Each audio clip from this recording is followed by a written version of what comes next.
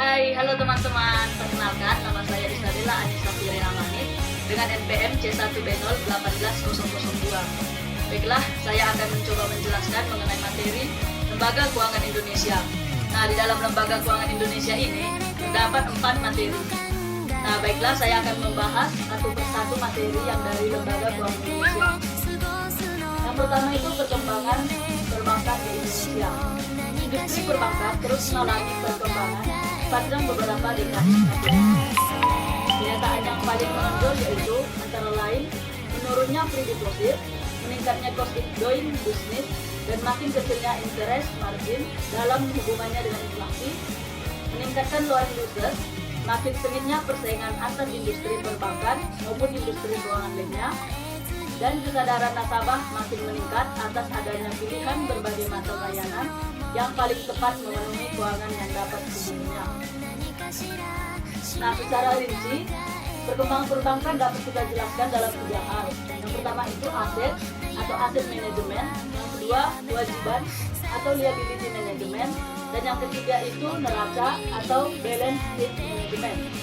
Saya akan mencoba menjelaskan satu persatu dari rincian penjelasan perkembangan perbankan ini. Yang pertama itu aset atau aset manajemen. Ini terjadi pada tahun 40-an dan 50-an ketika terdapat dana dengan jumlah yang berlebihan. Sehingga pada tahap perkembangan waktu itu, pemikiran terpusat hanya pada apa yang disebut aset manajemen. Yang kedua itu ada kewajiban atau liability management. Dalam tahun 60-an, di mana penyediaan dana terbatas, banyak orang mengalihkan perhatiannya pada aspek kewajiban saja. Untuk memenuhi kebutuhan dana, orang lebih banyak mengandalkan money market instrument. Aset atau kewajiban pada hakikatnya adalah dari unsur-unsur yang ada pada sisi aset maupun sisi kewajiban. Unsur-unsur ini selanjutnya mencerminkan produk-produk atau jasa-jasa yang diproduksi oleh bank. Yang terakhir itu ada neraca atau bisa disebut balance sheet management. Perkembangan selanjutnya pada tahun 70-an ialah ketika mulai diarahkannya pengelolaan pada kedua sisi neraca dan aset. Ketepatan dan ketelitian perhitungan profitability di tingkat akun ini akan membawa peningkatan profitabilitas secara menyeluruh. Karena pada hakikatnya hal ini merupakan kumpulan dari akun-akun tersebut. Di samping itu juga kita akan dapat mengetahui apakah akun itu merupakan fund provider atau fund user. Nah, itu tadi materi yang pertama yaitu mengenai perkembangan perbankan di Indonesia. Materi yang kedua itu sistem perbankan di Indonesia. Nah, di sini jelas sekali kita lihat sistem perbankan di Indonesia itu dibagi menjadi 3. Yang pertama itu sistem perbankan menurut Undang-Undang Perbankan Nomor 14 Tahun 1967. Yang kedua itu sistem perbankan menurut Undang-Undang Perbankan Nomor 7 yaitu pada tahun 1992. Dan yang terakhir itu sistem perbankan menurut Undang-Undang Perbankan Nomor 10 yaitu pada tahun 1998. Nah, di sini saya akan mencoba menjelaskan satu persatu menurut Undang-Undang Perbankan yaitu mengenai sistem perbankan Indonesia.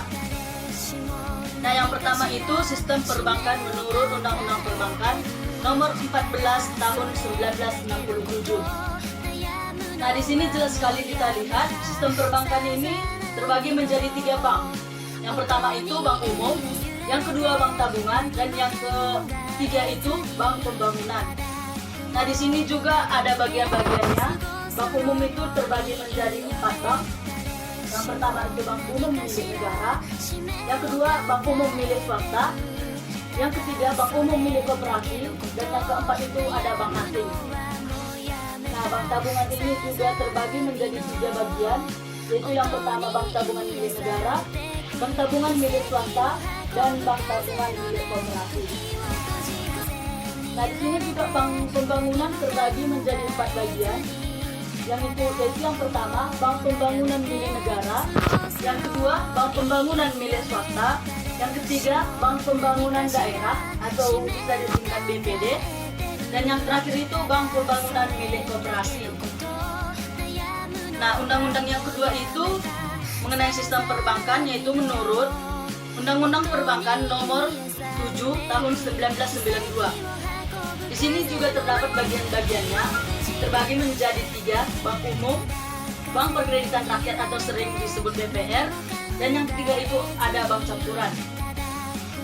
Nah, bank umum ini terbagi, sistem perbankan ini terbagi menjadi 3, yaitu bank umum, bank perkreditan rakyat atau BPR, dan bank campuran.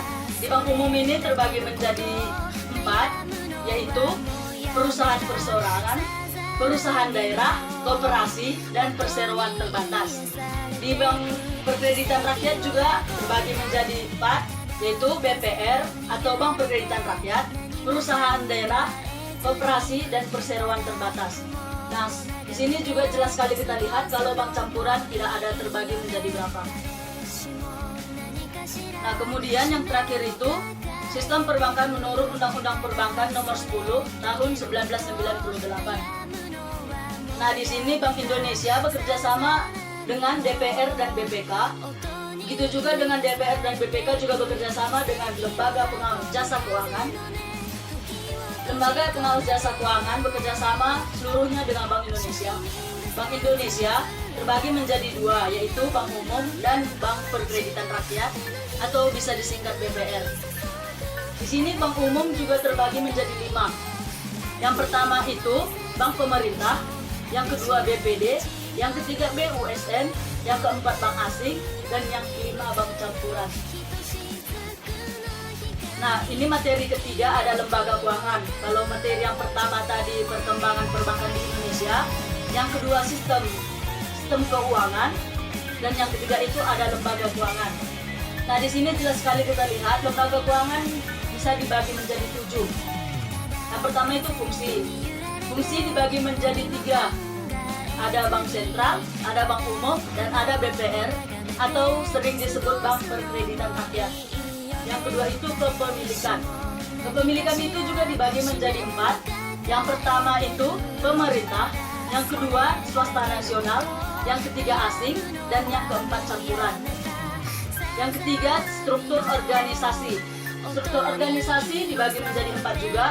Yang pertama itu unit banking, yang kedua branch banking, yang ketiga One Bank HC, yang keempat itu multi banking. Yang keempat transaksi falas.